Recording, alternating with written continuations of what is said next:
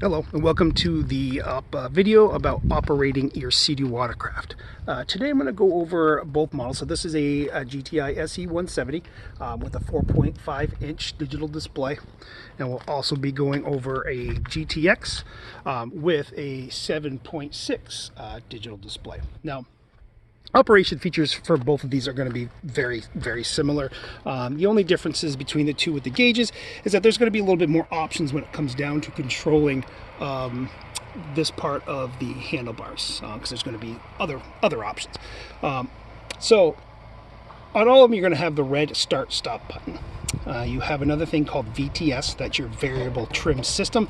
So that's going to control your jet at different angles. You're also going to have your mode, which on this model will put you into either sport mode or eco mode. Eco mode, of course, is going to give you the best fuel economy, but you're going to find kind of sluggish acceleration.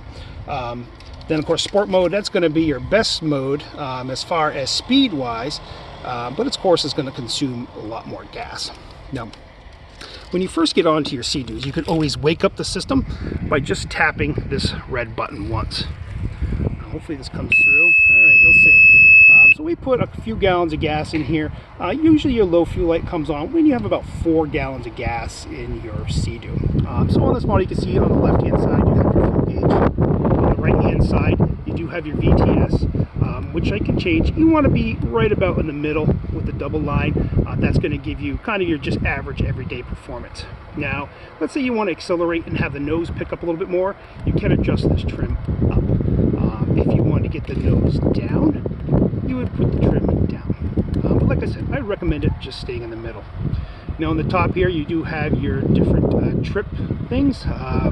Trip A, B, hour meter, odometer, and there's also a clock. So each one of these watercrafts comes with a key. These are 2 different keys, one for the GTX behind me and one for the GTI.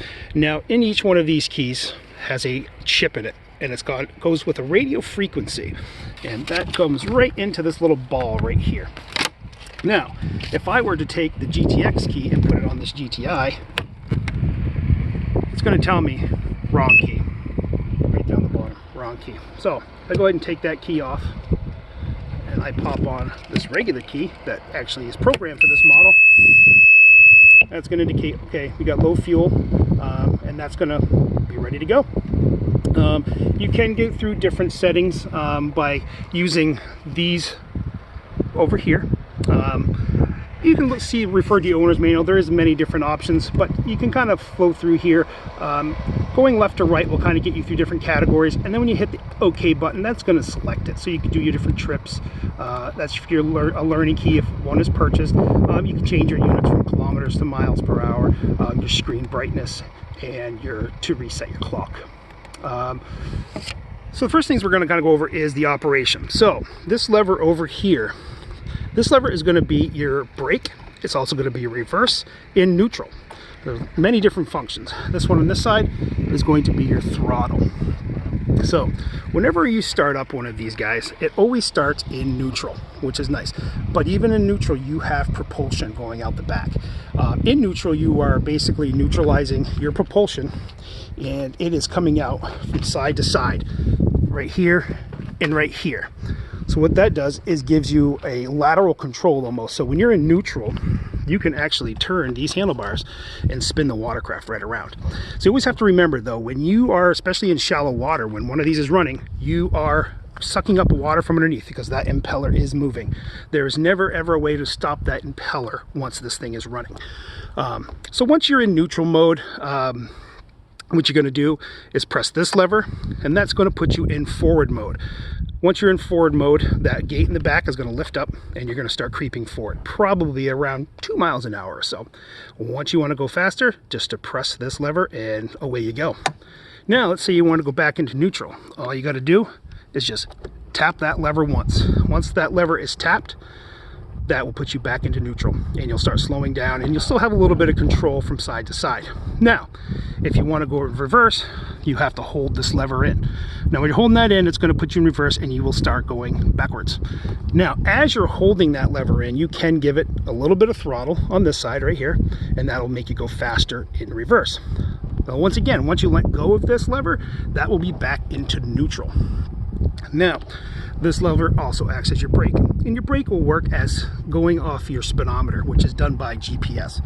Now, when you depress that braking system, if you're going 55 miles an hour, the computer's going to say, hey, this person's going 55, and it's going to put the right acceleration in reverse to stop you. Now, these will stop 100 feet faster than a watercraft without brakes. So be very careful if you're riding with somebody who does not have brakes, because if they are in back of you, they could very easily run into the back of you. Once you do hit the brakes, you will also see a plume of water that will shoot up the back, and I kind of consider that like a brake light. So I'm going to start this thing up real quick just to kind of show you the different modes and controls from going from neutral to reverse and so on. These can be run out of water. I wouldn't recommend for any more than about 30 seconds. It does have a closed loop cooling system, so they are keeping cool, but your exhaust system will start getting hot. So always a good thing once you're about to put them in the water, give them a real start up real quick just to make sure the battery's good and everything's about to run properly once you're in the water. So I'm going to go ahead and start up. So I have my key on, the display is on. So what I'm going to do is I'm going to hold in this red button. Here, start up. Now you can see that little neutral indicator right there in the side upper right corner. Now, if I depress this button here, it'll rev up. I'm in forward mode. Now I am moving forward. If I come back here and I depress this, just tapping it, back into neutral again. Now, if I'm hold this lever all the way in, I'm in reverse. And as soon as I let go of that, I'm back into neutral again. And again, holding that in will be your braking system. All right, so now that we've gone over the 4.5, I want to move over here to the 7.6 inch display. Again, everything is going to be the same as far as control-wise goes. You can always wake up the system just by depressing this button, and that's going to kind of wake it up. Now, again, if I put on the GTI key, it's automatically going to tell me wrong key. So if you do own multiple watercraft, sometimes it's nice and easy to put your registration numbers right on that piece of foam. That way you can tell your keys from each other. Limited models come with a special black foam that say limited on it. So we're going to slap this one on here.